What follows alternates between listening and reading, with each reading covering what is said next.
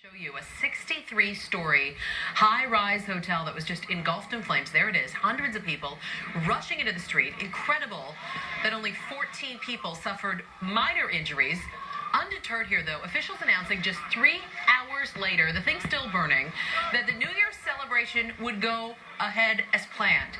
So a surreal scene with that hotel still burning in the background.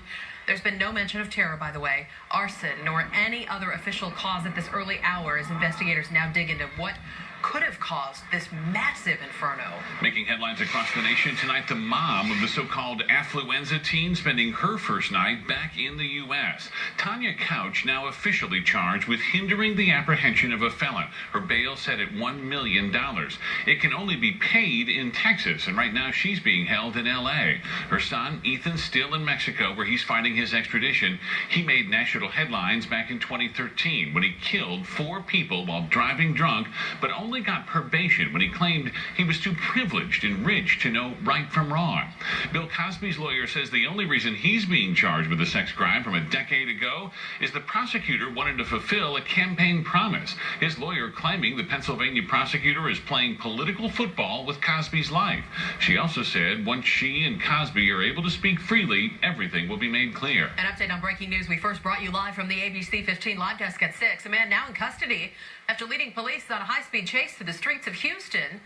Investigators say the guy stole an SUV, then took off, hitting several other drivers, even a couple of patrol cars, before finally being boxed in and arrested by officers there.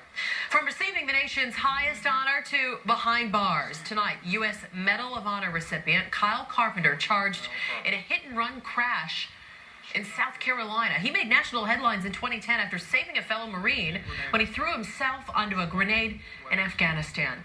He's now facing misdemeanor charges when police say he hit someone who was walking while he was trying to make a turn and then took off. Where tonight, Red Cross volunteers from the Valley are going to help the flood victims in Missouri. We know we'll be able to check in with those volunteers tomorrow, just before they leave for St. Louis. Helen Lindsay and Joy Richards will help with damage assessment and client casework.